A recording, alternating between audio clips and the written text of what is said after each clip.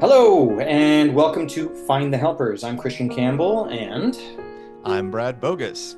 And Find the Helpers podcast is a show where we like to highlight people who are actually actively helping and fighting against fascism in the resistance across the United States, particularly in the heartlands where you might not expect to find so many helpers. You can find us on YouTube and streaming on your favorite podcast app. Our clips are always available on your favorite social media scroll too, whether that's TikTok or Reels. And you can always reach us further by following us everywhere and sharing your favorite moments with those friends and family members who you think need to hear us most, particularly confused and overwhelmed brothers or that still MAGA uncle who is starting to show some regrets. so how to support us? What does the resistance and resilience look like in the heartland of America? As Trump's second term unfolds and his MAGA policies gut healthcare and education, empower ICE, and reshape American life, independent journalism is more vital than ever. However, the national press rarely shows up in the places where policy has the most impact, and that's where we come in. Projects like Find the Helpers and these American Crossroads are a collaboration between us, real people, and Yellow Scene Magazine, which is Boulder County's only independent newsroom. You can become a sustaining supporter for just $8 a month at yellowscene.com. And at this point in history, when it comes to journalism, supporting local journalism could not be more important. And we're going to get into that in this episode today. Yes, yes. And today we are joined by Yellow Scene Magazine's Shavonne Blades. As a fellow cool name holder, I just got to say, Shavonne Blades is way cooler than Brad Bogus. Uh, Known throughout Colorado as the Red Tornado, which I definitely want to learn more about. Shavonne has been publishing Yellow Scene since she founded it 25 years ago as Northern Colorado's premier local magazine. She has always chosen to work in journalism and independent media and believes deeply in the need for true, authentic community journalism, as I do. She tells us that she is proud that Yellow Scene has never compromised journalism standards in its 25-year history and continues to print the magazine on paper monthly while also expanding web coverage, including the special series These American Crossroads from our show's producer, Vince Chandler. Welcome, Shavonne. Thank you. I'm glad to be here. So, Red Tornado, before we get anywhere else, I just want to know how did this moniker come about? Well, I joke ADHD, and I have a lot of energy and a lot of focus when I have an intention. And I used to work at Boulder Weekly as the account executive, and I love doing it. I believe my role was to help uplift the journalists. And I was a strong producer. I worked hard for my clients, but apparently when I entered the room, it was like a whirlwind, and there was this gust of red hair and this very big, demanding personality, and a little bit of chaos too. So they started That's calling good. me the Red Tornado, and then clients learned about it, and then it just stuck. We need to get you like a Personality. Colorado Rockies jersey with the red tornado on the back or There something. you go. Well, thanks for joining us, Shavonne. We're going to be talking a lot more with Shavonne about her work at Yellow Scene, which publishes this great podcast. So, very germane in talking about how to fight fascism.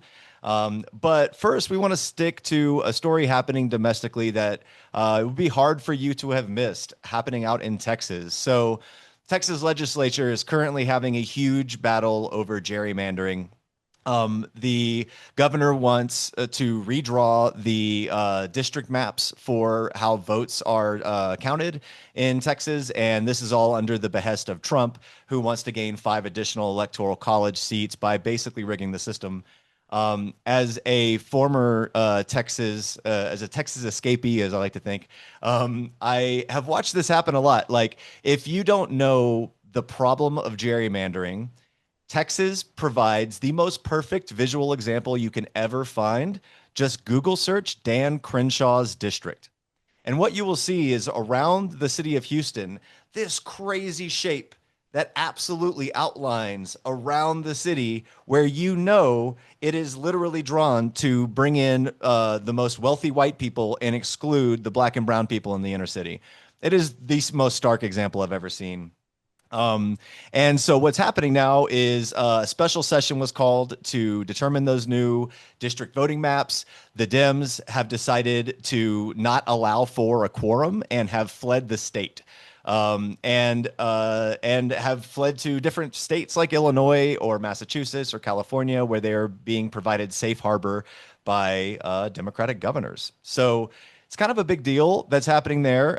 It has also triggered like a national fight as it relates to gerrymandering, with California now, basically threatening and or moving forward with gerrymandering against Republicans in their own state to offset the 5 electoral college votes that would be picked up in Texas if this went through.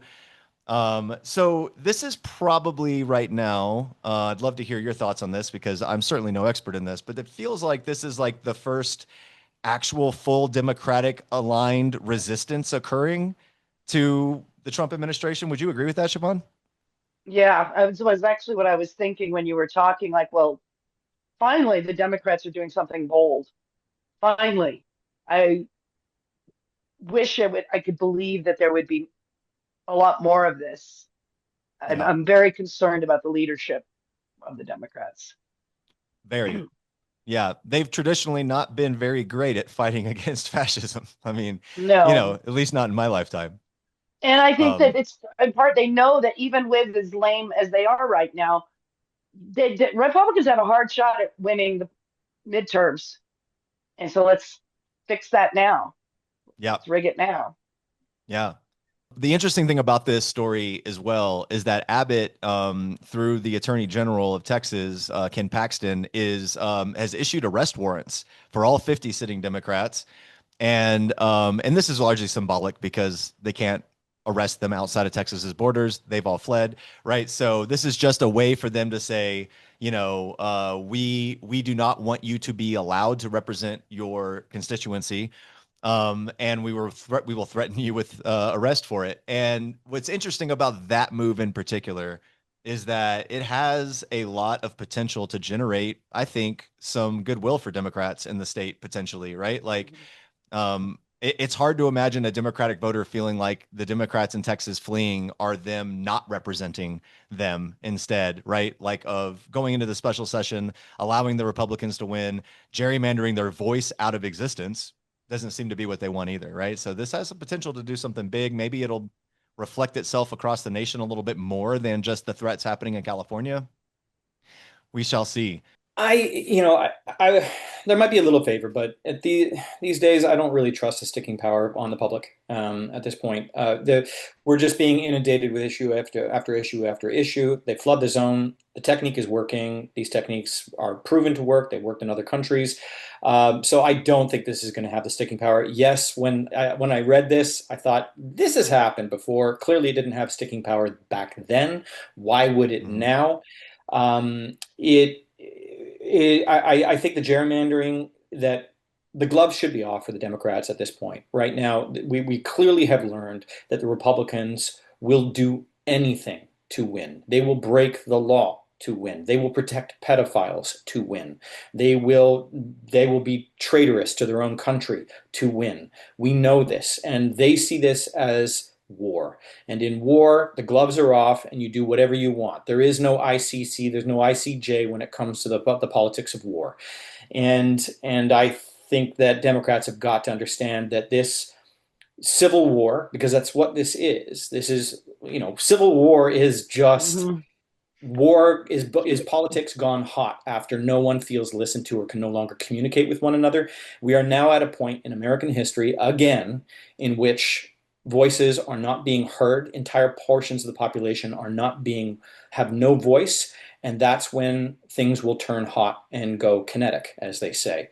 So Democrats have got to do everything in their power to try to prevent that from happening, but understand that that is what will happen if they do not get really, really ugly with how they do politics and stop being so apologetic about things. Republicans are the most shameless creatures on earth, from what we can tell.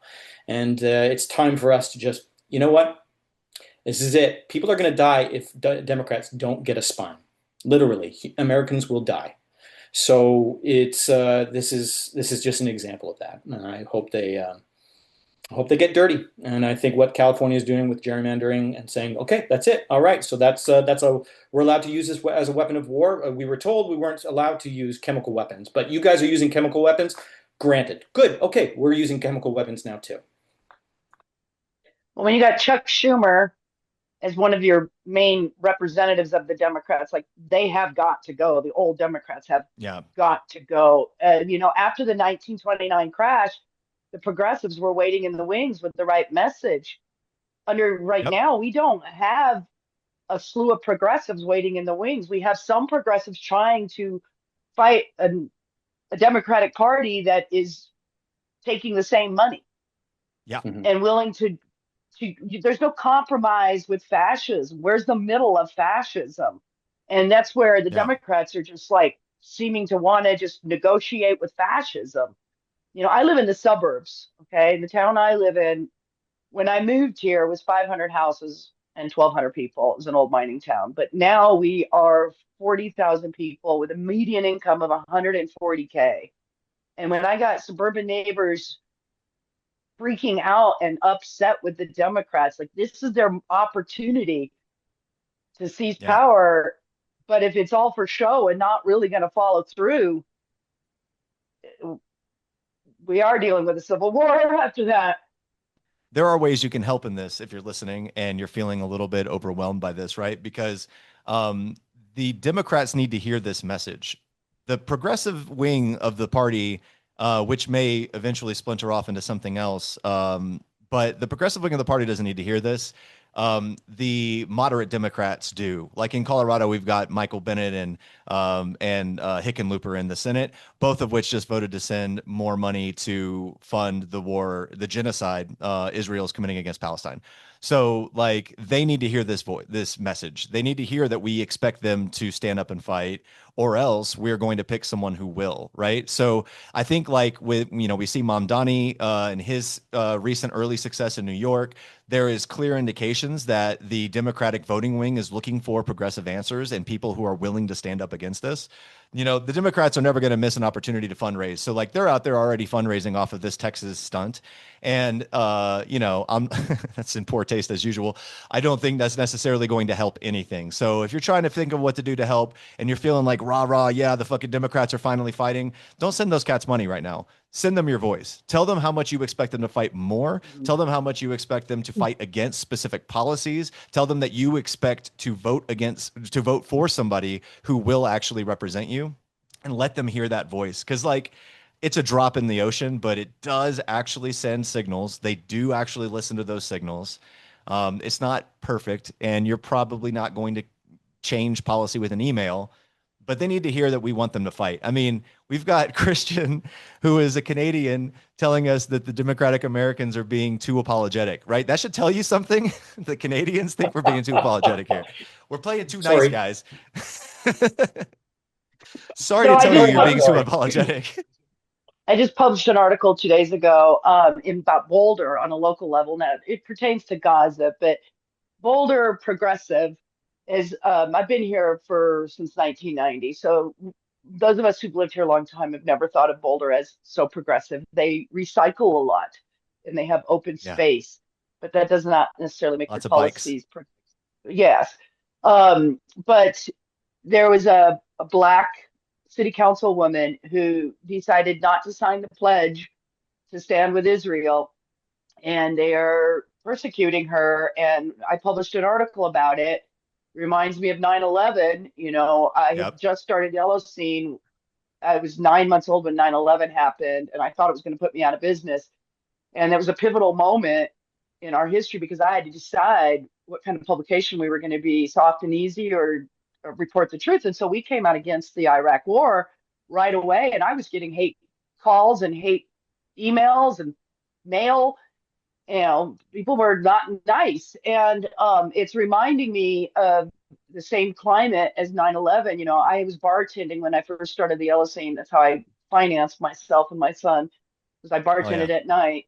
And, I would hit the bar, and Boulder Weekly had just published this article like 2 days after 9/11 about why are we so hated. And there was an interview with a couple of professors, and one of them talked about, terrorism is the poor man's B-52.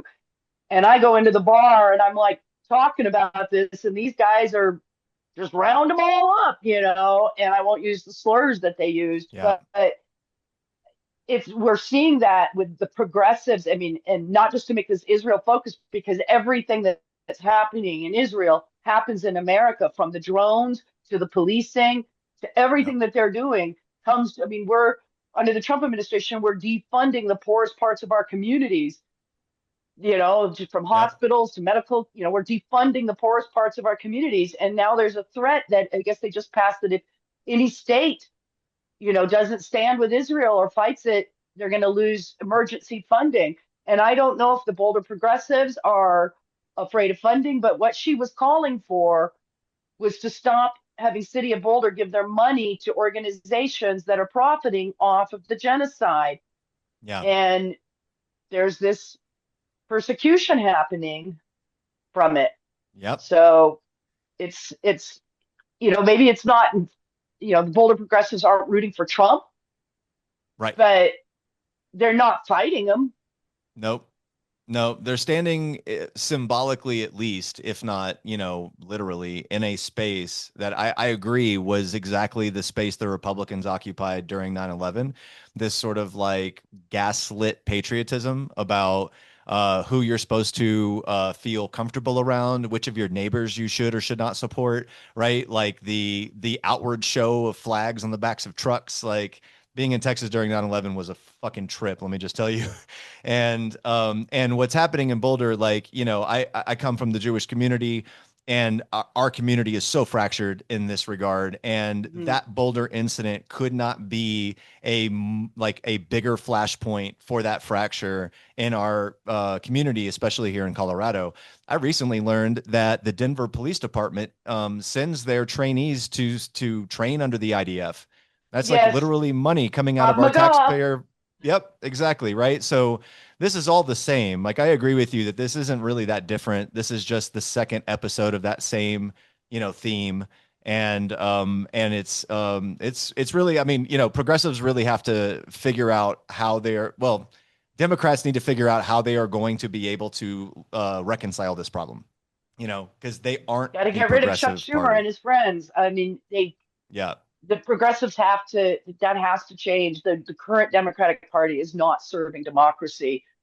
Okay, so talking about progressive movements and fighting back in a place that is probably a little bit more difficult to fight back in, we've got a great segment for this week's Find the Helpers that we're going to hear from producer Vince about. All right, what's good, everybody? Welcome to this week's Helpers Highlights. Each week on the show, we try to highlight a helper that we've met somewhere across the country. And this week, I want to talk about a couple of people that I met on my most recent trip to Kansas. The article is called Solidarity, Bipartisanship, and Satanic Protest in Kansas. It's available to read right now. One of the people that I met in Kansas, right outside of the Capitol, her name is Molly Tolley. She's been to 38 protests already in 2025. As of August 2nd, it was her 38th protest, the Rage Against the Regime action organized by Kansas 5051 in Topeka. And what she's done, she's a caretaker for some family members. She does not have a whole lot of free time. She can't volunteer at everything, but she can make it to the things that she can make it to. And she didn't want to show up empty-handed. So she handmade over 100 protest signs, and she continues to add to that collection because she continues to lose from that collection. She set up what locals have organically named the sign library, and at every protest that you go to in Lawrence, in Wichita, in Topeka, you stand a chance of seeing Molly Tolley in her sign library. And it's a beautiful thing when people find the place where they can have a little bit of impact, and that impact ripples and carries to other people. So this week our helper highlight is Molly Tolley in Kansas. It was fantastic to have met her. Go give that article a read on yellowscene.com. Hit me at Vinny Chant and let me know what you think. All right, let's go back to the show. So, like the Democrats need to raise money, so do we. We have to pay our bills. So please enjoy this short ad break. The pen is mightier than the sword. When a paltry 6 companies control almost all of our media, this phrase becomes independent media's battle cry. In a world where misinformation often masquerades as fact and it's harder than ever to discern truth from falsehood, independent media like Yellow Scene magazine works to find the truth. Since 2001, Yellow Scene has upheld a strict division between advertising and editorial, ensuring our journalism remains free from outside influence. Over 24 years, 25 in 2025, they've equipped you, their readers, with the necessary knowledge to make informed decisions on topics like local elections, school policies, or community developments.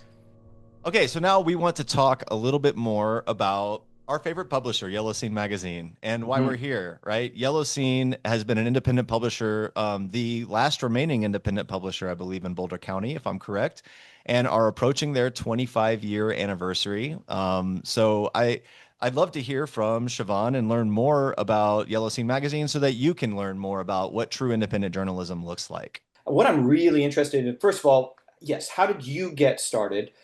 And that might have been a different reality than today. So I think I've got two questions for you. How'd you get started? And then if you were to do it today, how would you get started now for any listeners out there who are thinking of doing this? Probably the same way. Yeah. I was at Boulder Weekly for 4.5 years. I was a sales rep. I have a background in art and design and copywriting, and I help clients with agency quality production so that they're not running a giant business card with a picture of their van saying quality service and selection. I actually help tell their narrative in ad design. I treat ad design the same way I treat journalism. It's got to tell a story. And so I was a full commission rep. I hit six figures. I was told I was making too much money and offered the opportunity to do the same amount of work for 35% less pay. So I left, and a bunch of my clients called me up. I had been dreaming of having my own alternative weekly. I got my start in California in alternative weeklies. I had worked in independent media most of my career, with a short stint doing People's Portraits on Cannery Row and Monterey Wharf for during my deadhead years. And then a little bit of Nice. direct mail that I learned some stuff. But it was really media was where my heart was at. The direct mail was, I learned a lot, but it wasn't where my heart was at. Um, and so I'll back up just a little bit. I had birthed my son. I gave birth to my son, and I went back to work, and I'm crying every day. And I'm like, this is postpartum depression. And I had this horrible office space type job. And I couldn't advance my pay beyond where I was at because I didn't have a college degree, even though I was doing all the coding that the coders were doing. So I finally realized after a month I hated my job, and I threw my hat in the ring at the weekly. And my first 3 months, I earned $800 a month salary, and then it was full commission. So it, Killer. I yeah, one of the things that kept me going when, because my first check off of a salary was like $350 for 2 weeks, was I drove by the old job, never going back. So I had always dreamed of having my own, and I didn't feel I had the confidence to know how to start a publication. I had been talking to these publishers, like we bartended, and I was making money, and I was like, I don't want to go back to that. So I leave my job, and I end up moving into a 500 square foot apartment with my son and start taking him out. And so all these clients call me up and say, where did you go? What happened? And the town I live in, as I said earlier, went from 500 houses and 1,200 people to, in 2000, we had 20,000 people and 4,000 houses. Now we have almost 10,000 houses and 40,000 people, and we will be Wow. 70,000 in the next 10 years. So these people called me up and said, where did you go? And I'm like, this is what happened. I'm thinking of starting something that hit the houses in Erie. Would you buy an ad? And they were like, yeah. So 2 weeks go by. I'm talking to headhunters, trying to figure out my career. And they call me up. We're ready to go. So I had no business plan. I had no product, but I had sold ads. Yeah. And so the first one was like a flyer with all local businesses. And then people said, do another one. So I did a second one, and it grew. And so then I started adding some content. And then they said, do a third one, and it grew again. So I started adding like local content. Like I had a little calendar, and I had Woman on the Street, and I couldn't afford journalists. So I had citizen commentaries, word of mouth. And I even Yeah. had controversy right from the beginning. We had published a letter to the editor that got me harassed. So I honestly, I started with nothing, and I borrowed no money the first decade, and I bartended at night, and I waited tables, and I did as much as I could on barter, and it was cash and carry, right? And to be honest, if Hardcore. you want to start something, I mean, online is much harder to make money at. It's so much easier to jump on a website and produce an online outlet, but it's so much harder to make money online. And I Mhm. also believe there's something about the tangible print that gives things validity. I mean, everybody gets excited when they're published. There's an article about them in the magazine, and they want a copy of the magazine. When I hand Yeah. the magazine to people, I watched this young couple at my house the other night going through it because they were new to the area and pointing to all the stuff they and giggling and engaging with it. So I really believe that there's a power in print that digital doesn't offer. It doesn't mean I don't think we shouldn't do digital, but there's a power in it, and Yeah. it's lasting. I mean, you took the time. It's expensive. It's real Right. expensive, and so if you're going to print those words on paper, make it worth it. So, if you wanted to start your own thing, I mean, the funding part is the impossible part. As you guys know, Vincent is doing this on fundraising. Like, we Yep. don't have a salary. No offense. I hope if you want to cut that out, that's okay. But we don't have a salary for Vince. We have to fundraise for Vince to crisscross across America and go talk to people in the heartland of America at this very critical time in our history and figure out how people are resisting, which is a really important message, and making these connections.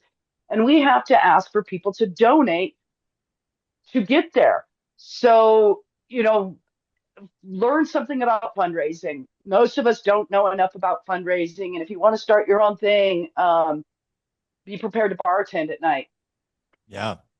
I mean, that's kind of the entrepreneur journey in general, right? Like, it's almost impossible to start anything without having to cross over some level of, your previous job to a side hustle.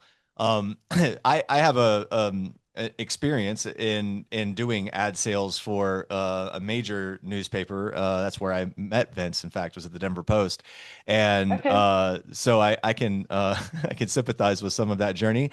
But also, I've seen what the vulture capitalist hedge fund model of journalism looks like, and unfortunately where its death knell lies, right? Independent journalism, like Yellow Scene, now seems like we need citizen support to make sure that these outlets survive and thrive and that we get what we want as citizens in journalism, right? So is that the new model going forward for real, I'm just want to say like ethical news, like news with integrity? Is that the only way that we can hope to find it, or do you think that there is any hope in major media publications, major newspapers actually figuring it out, whatever it is? Well, no, the newspapers won't figure it out. They never Yeah.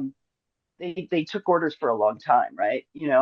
And so one of the things that sets us up, there's still people still read. It's folly to say they don't. It's lazy to say print is dead. 86% of book sales are sold in print in 2025. Yeah. Book sales have dropped 5 or 6%. So that means 14% of people are reading it on their tablet. And there's a scientific reason why most people say I prefer to read in print. You retain 7 times more information. So, Yeah.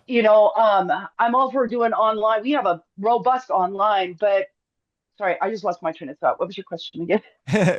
My question was just really, can corporate media actually serve us, or do we need to be thinking as citizens, as listeners As to long as this there's a podcast? boardroom, as long as Yeah. there's a boardroom, I don't believe you're getting serviced. And so the big movement in my industry, and I'm a bit of a rebel, is to go nonprofit. And 3 years ago, I went to the convention. And everybody's talking about it. Everybody's excited. And I have some, good brothers and sisters out there doing good work. But I had fears about what if Trump became president again? Is there a grant money? And how does this stifle the news? And then as we were watching the threats to PBS and NPR, we were watching NPR have to dance around reporting the news. So I am not personally, we have a fiscal sponsor and we are learning grants. That is not my favorite route to go. I'm still selling ads, and there's still a reason to advertise, especially if you're a local business. People still pick it up and read it, and they read us because we Yeah. have engaging content. I've never had in my lifetime, I grew up in media. My first job was at 21, and I didn't used to have to explain. We do real journalism, and I didn't have to explain what that meant. And I Yeah. now have to explain to everybody we do not accept sponsored content. Last year, I lost 3 full pages from a car dealer. We went back and forth on rate, and then they go, "Okay, we want a full page article." And I'm like, "Well, we don't do that." And poof, that money went away. And so I have to Yeah. educate not only the readers that we're doing legit content, but I have to educate the advertisers why that matters. And it matters because if you want your audience engaged. And my line is, who goes home and says, let's watch infomercials this Friday night? Skip Netflix. I'm going to watch My They're Pillow Man. informational and entertaining. Yeah. So content is king in everything we do. I mean, the Democrats need to figure this out. Content is king. So if you're a public speaker, if you're a journalist, if you're writing a book, if you're, an advertiser, the words you choose have more power than the pictures. So content is king, and I subscribe deeply to that. Yeah. And I won't sell out that journalism because I grew up in it. And I joke, when I worked at the Weekly, I worked with two really brilliant journalists, Greg Campbell and Joel Dyer, who I swear to God, shoved me in a pool of Journalism Matters Kool-Aid. I didn't just drink it, I swam in it. But now that we're watching what's happening in our country and around the world, like, people hopefully are seeing why it matters and locally why it matters. And so, with the Boulder Weekly folding, we are now the last locally owned independent publication. And sadly, we're the only one in our communities that does not publish sponsored content.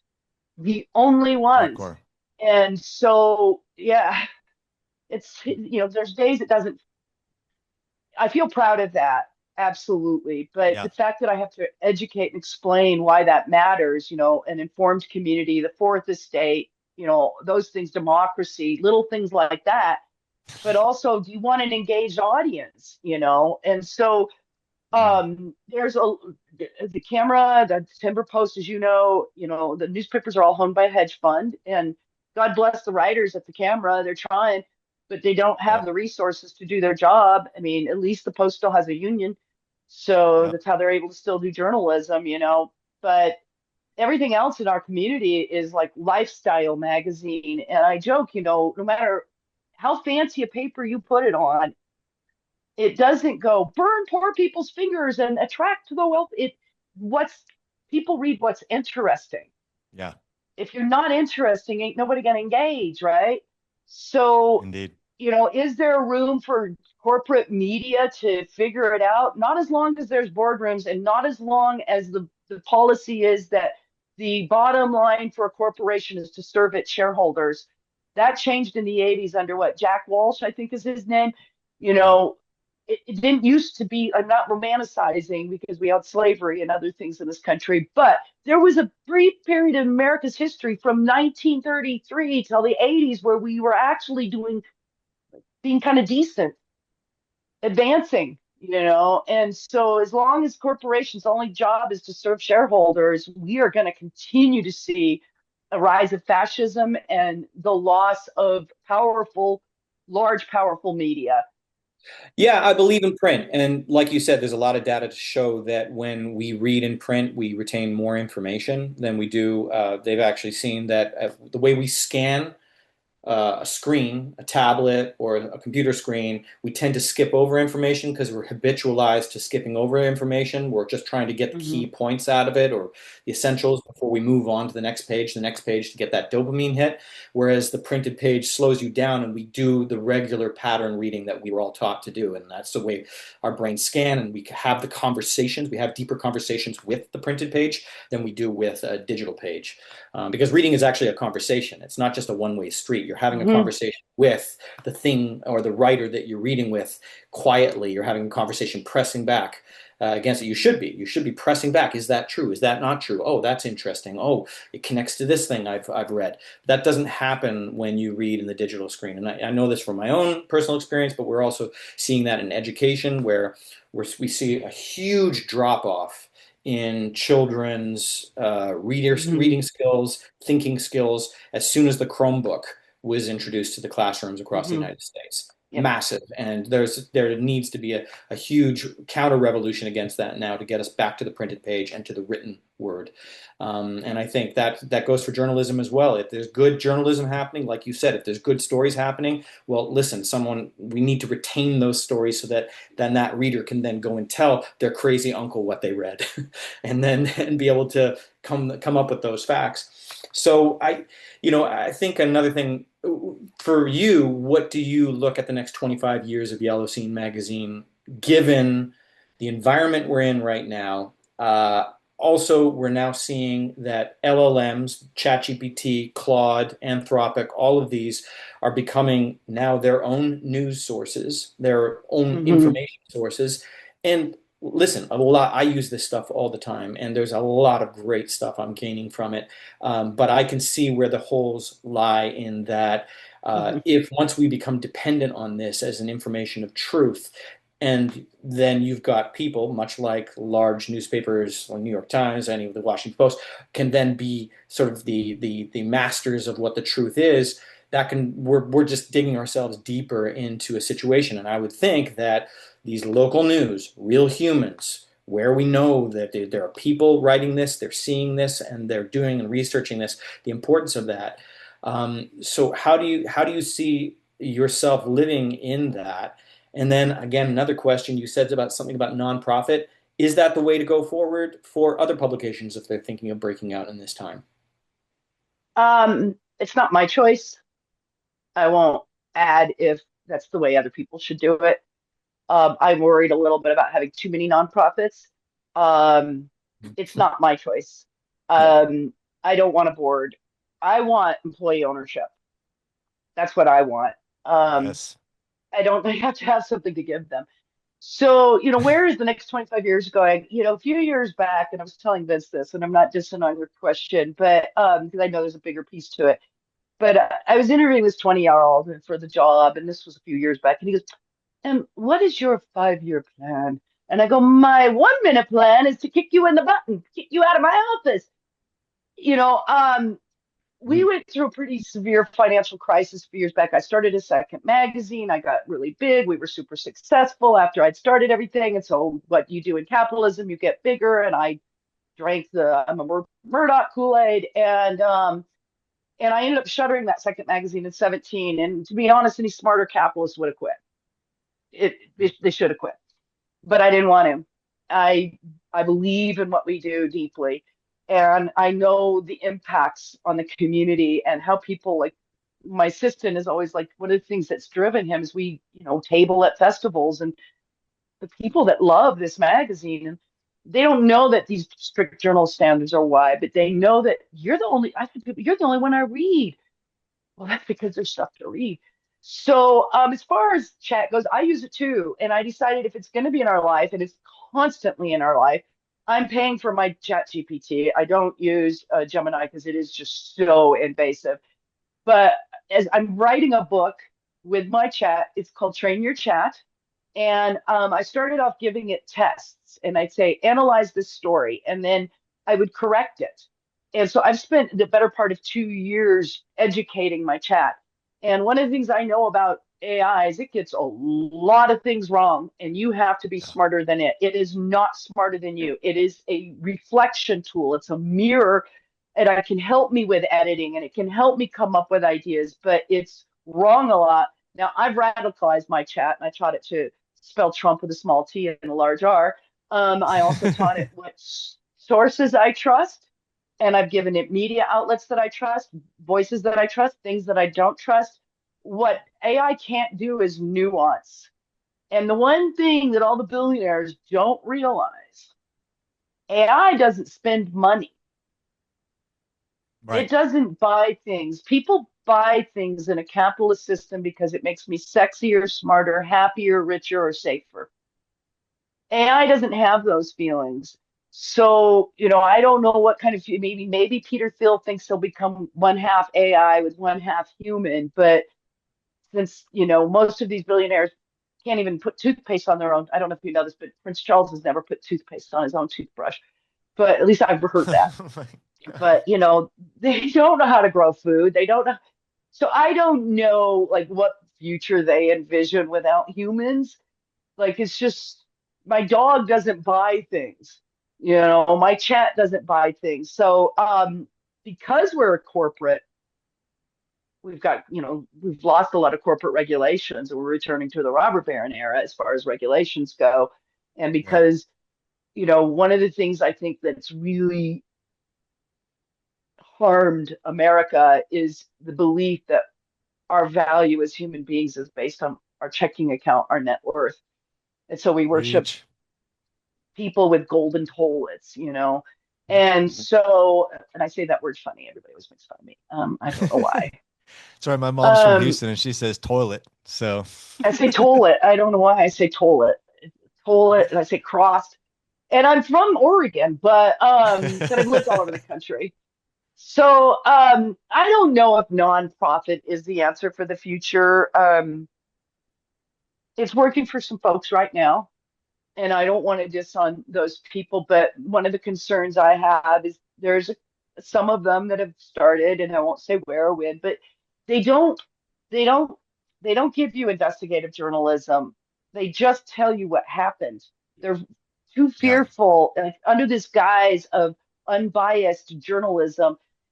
Well, there's things that happen, and there's a reason why. And if we're afraid to talk about the why, how the hell are we going to prevent it again? So I personally, it's not for me, because I think it changes how you report the news, And I keeps had you too somebody ask me safe. once, keeps you too safe. And I had somebody ask me, how does Yellowstone come to its opinions? I go, we don't publish opinions. And they go, well, what do you publish? I go, positions. And they go, well, what's the difference? I go, well, one, I checked the source, and then I checked the source's source, and then I followed the money, and then I read the peer-reviewed study. And I didn't just, when the world's leading, epidemic, scientists tell me it is safer to wear a mask in public during a pandemic, I'm going to go with that opinion versus Uncle Herman. So, Right. and I've been accused of not giving both sides equal airtime. Well, I'm not giving disinformation more than 2 minutes of airtime, and other Yep. than to acknowledge it's being stated. But if it's not factually correct, we're not going to report it. I've So been having this conversation I, with Vince for really quite a while because, I remember like he comes from traditional journalism, but he's also an activist. And, there was this tension between can you be a journalist and an activist when being an activist has a clear bias and being a journalist is supposed to be unbiased. But I actually, I feel like this idea that we give both sides equal volume is not being unbiased, right? Like that's where I think the equation got fucked up. Because if you're actually reporting on facts, right, then facts get 100% of the attention, and those facts may exist on both sides. But if one side is just spewing pure lies and propaganda that are easily debunked and verified, then why would you give it equal volume? right, You're basically platforming misinformation and lies just to say that you're playing it safe or playing it down the road, or being nice to both sides as if there's a both sides to this, right? But like right. feels like the role of That's the journalism is middle to of be factual, fascism. right? Yes. The Kool-Aid I was given said our job was to report truth and figure out who has the power and who is causing the harm. Mm, That's what I believe in. There is no such thing as unbiased journalism unless you're AI or brain dead, and even AI is biased that's because right. it's programmed Heavily. by a human. Yep. So, I've had to unbias my chat. So, if it's truthful and it's causing harm, that's what our job is.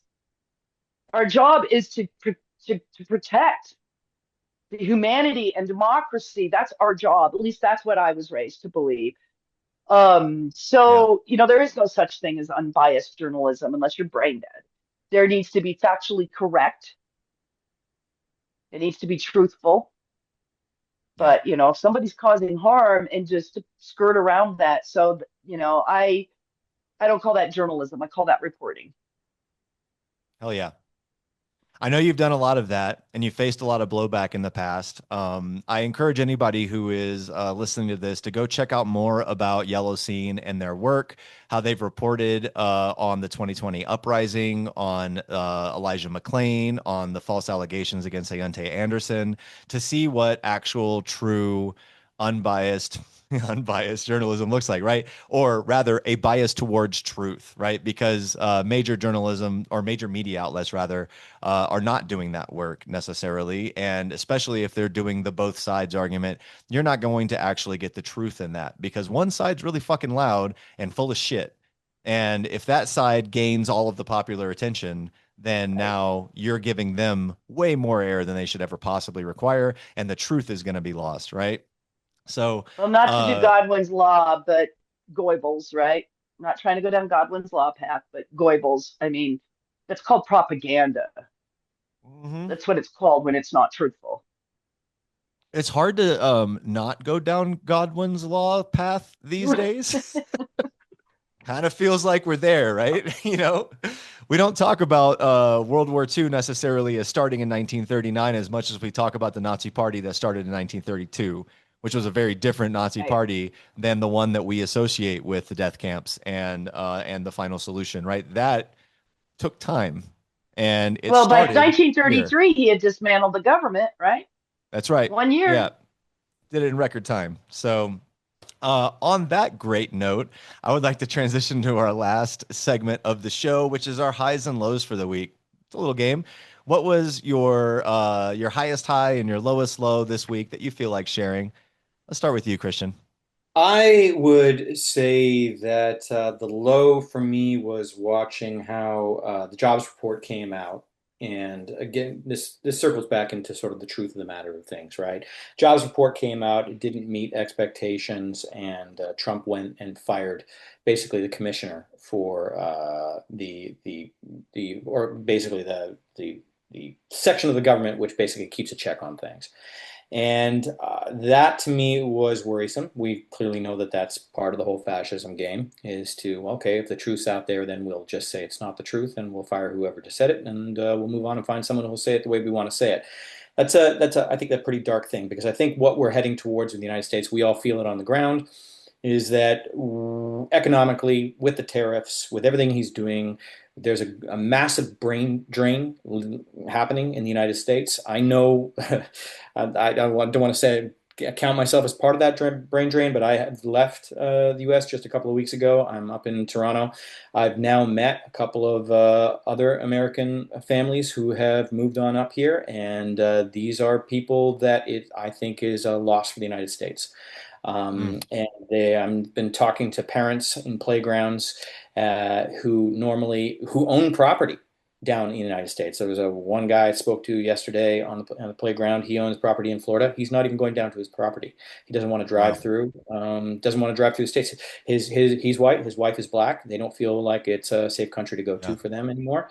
And so he's just basically letting his house set empty.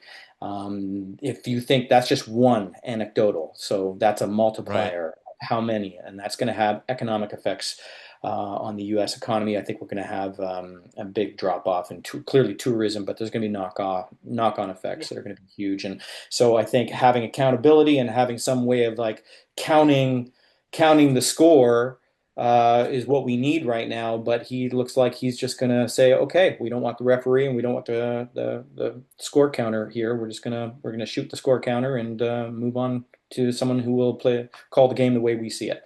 I think that's a pretty low point for us right now.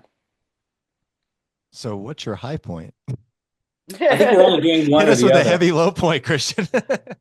Well, I think Yeah. the high point to that, I guess I would say the counter to that would be our discussion today, right? And that this needs Yeah. to be a clarion call now for journalism, for grassroots journalism, to pick up the slack.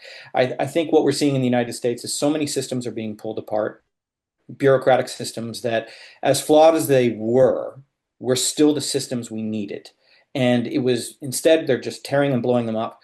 This is a time for the American people and for countries around the world and for people around the world to step into the vacuum of where these systems are now showing like just there's nothing there to protect people. There's nothing there to tell the truth.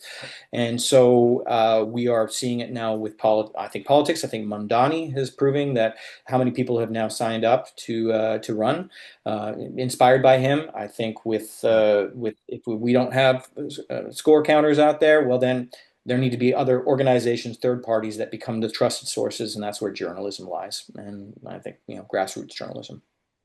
Oh yeah.